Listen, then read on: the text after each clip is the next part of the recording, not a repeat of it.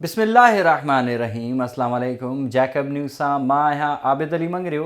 पेश आहिनि हिन वक़्त जूं हेडलाइंस। जैकबाबाद में 4 अणसुञातल फोरू सदर पुलिस के अहलकार मोहम्मद अयूब सबायो खां सरकारी हथियार ऐं मोटरसाइकिल फुर करे फरार। पुलिस अहलकार बाईपास खां ड्यूटी करे वापस अची रहियो हो त फोरन खेस वाटर सप्लाई वेझो यरगमाल बणाए फुर कई।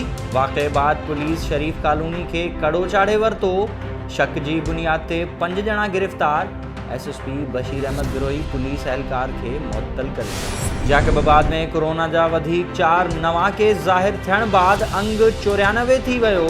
16 मई ते 55 ॼणनि मां कोरोना टेस्ट लाइ जुज़ा वरता विया, जिन मां 4 ॼणनि में तस्दीक थी, जॾहिं त 1 ॼणे मां ॿीहर जुज़ा वरता विया, जेको बि हाकारी रहियो। ज़िलई इंतज़ामिया जी तस्दीक।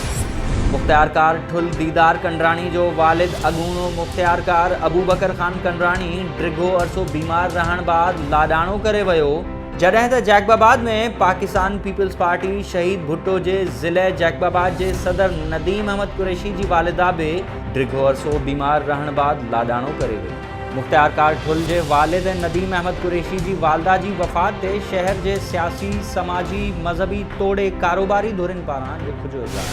जैकबाबाद में 4 ॾींहं अग योम शहादत हज़रत अली अलैहिस्सलाम के मौके ते निकतल मातमी जलूस दौरान पुलिस ऐं अज़ादारनि के विच में थियल झेड़े वारे केस में कैद शिया अगवान सैयद एहसान शाह ऐं ॿिया ज़मानत ते जेल मां आज़ाद। गुलन जी वरखा जेल खां DC चौक ताईं रैली। शिया अगवाननि जा पुलिस खिलाफ खिताब। जैकबाबाद बम धमाके केस ऐं मोहम्मद शरीफ जतोई जो खून लोड़ींदड़ पुलिस ऑफिसरन खिलाफ कार्रवाई करण की घुर। जैकबाबाद में पुलिस हेडक्वार्टर रोड ते मोटरसाइकिल सवार जो मासूम नीगर के टक्कर, गणती जोगी हालत में लाड़काने मुंतकिल। नवाबशाह में कायदे अवाम इंजीनियरिंग यूनिवर्सिटी के उस्तादन पारां बोनस तनख्वाहुन की अदम फराहमी खिलाफ एहतजाज कंदड़ उस्तादन जो चवण हो त ईद बोनस तनख्वाहूं न मिलण सबब मुलाजिम मुआशी बदहाली जो शिकार आहिनि। घारो रूरल हेल्थ सेंटर में पैरामेडिकल स्टाफ पारां मुतालबन की मञता लाए OPD जो बाइकॉट करे एहतजाज। मुलाजिमन जो चवण हो त सिंध हुकूमत ॿियनि सूबनि जियां असांखे भी रिस्क अलाउंस, हेल्थ अलाउंस ऐं टाइम स्केल समेत जायज़ सहूलतूं फराहम करे। ई सूरत में एहतजाज के दायरे के वधायो।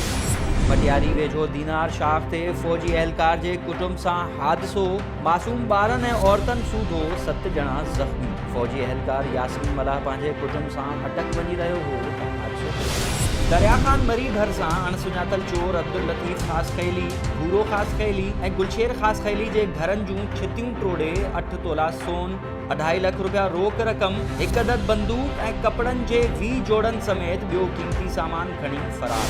मटियारी ज़िले के मुख़्तलिफ़ इलाइक़नि में समाजी तंज़ीम शिफ़ा फाउंडेशन पारां 150 खां वधीक कोरियतन में राशन विरायो। नवाबशाह में स्टूडेंट एसोसिएशन सिंध के उहदेदारनि प्रेस कॉन्फ्रेंस कंदे चयो आहे त वफ़ाक़ी सरकार कॉलेजिस ऐं यूनिवर्सिटीज़ में ज़ेर तालीम शागिर्द ऐं शागिर्दियाणियुनि जूं फीसूं मुआफ़ करे हायर एजुकेशन कमीशन पारां ऑनलाइन तालीम ॾियण वारे अमल के क़दर की निगाह सां ॾिसूं था, पर ॻोठनि में इंटरनेट की सहूलत न आहे, जंहिं सबब शागिर्द सख़्त परेशान। टिकड़ी ऐं आसपास के इलाइक़नि में माकड़ जा फसलन ते वार जारी। आबादगारनि जा 2 हथ मथे ते माकड़ बीठल फसल खाई नास करे छॾिया। ज़राअत खाते तहर्रुक न वरितो। मटियारी में CIA इंचार्ज ज़ुल्फ़कार लाशारी की कार्रवाई। जवाबदार सैयद गुलाम शाह 1000 किलो चर्स समेत गिरफ्तार। ही हुई हिन वक़्त ताईं जो हेडलाइंस। वधिक तफ़सील लाइ विज़िट कयो असांजी वेबसाइट www.jacobnewshd.com ऐं फेसबुक ते फॉलो कयो। ॾिसंदा रहो जैकब न्यूज़, ख़बर खां हक़ीक़त ताईं।